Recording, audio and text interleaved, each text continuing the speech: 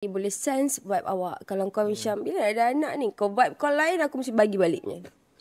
Yelah, ada orang yang tanya memang yang sinis. Sincere, memang betul tak tanya. Ada yang memang sinis kan. Kalau sinis, apa you punya sinis I baik. buah keras you? Wallahu alam, dia kalau nak lakonkan balik tu I tak tahu sebab kita jarang marah awak. Kalau kita marah tu memang nak ulang balik punya susah. Tapi kita tak marah. Kadang-kadang cara vibe tu juga kita bagi vibe je. Macam mana? Kadang-kadang aku macam mana soalan? Macam tu je. Member berundur sendiri lah. Berundur sendiri sebelah aku datang ke depan. Tapi Makno betul-betul nak korang. Sebab Makno memang selalu berhadapan dengan pasangan TGC. Maybe kita dah ada platform ni. Maybe you boleh, abang akak boleh macam bagilah sikit kata-kata semangat kat luar. Sebab dia orang memang down malah macam tau. Betul. Ya Allah. Macam mana kadang-kadang dia yang tak down ni, orang yang dah 12 tahun ke atas, 20 tahun ke atas, dia orang tak down dah. Ni yang macam 5 tahun, 6 tahun ni, dia orang memang stres sangat. Family penting. Family betul. Circle kita. Keluarga rapat, maknanya keluarga asas keluarga dia dengan keluarga saya, kena jaga mulut. Pandai jaga hati. Sekiranya pasangan kita okey, dia okey, sayang kita okey ke, kita ada rezeki sangat ni, okey kita pergi chat, okey chat kita okey, buat lagi lah, buat asyik buat je. Betul. Okey, lepas tu okey, tak apa.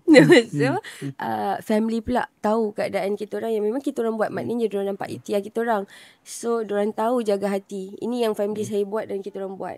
So cukup untuk orang-orang asas ni. Okey, orang kat luar tu lantak kau lah. Sebenarnya kita orang tak kuat pun. Disebabkan family kita orang sangat supportive. Dan jaranglah nak cakap bila nak ada anak. Adalah awal-awal tu terlepas, mungkin dia dah dapat vibe aku, so diorang pun change game change lah. Lebih menjaga hati, lebih mendoakan. Betul. Tapi benda tu tak ada jadi topik berat dekat dalam family. So disebabkan diorang dah makin positif dan support, membuatkan kita orang lagi positif. Betul lah, maksudnya support system tu yang paling penting. Ya, kita tak kuat. Kita memang kena ada each other. Ada je kadang bila sedih tak payah lama lah. Kita kalau rezeki lah, senang cerita, rezeki ni pada Allah kan. Kadang Allah nak bagi kita, saya fikir Allah nak bagi kita happy dulu.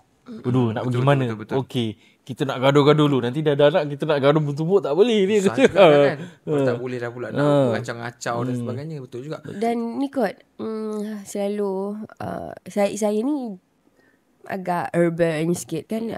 Ni kita dapat pula ni hang tua.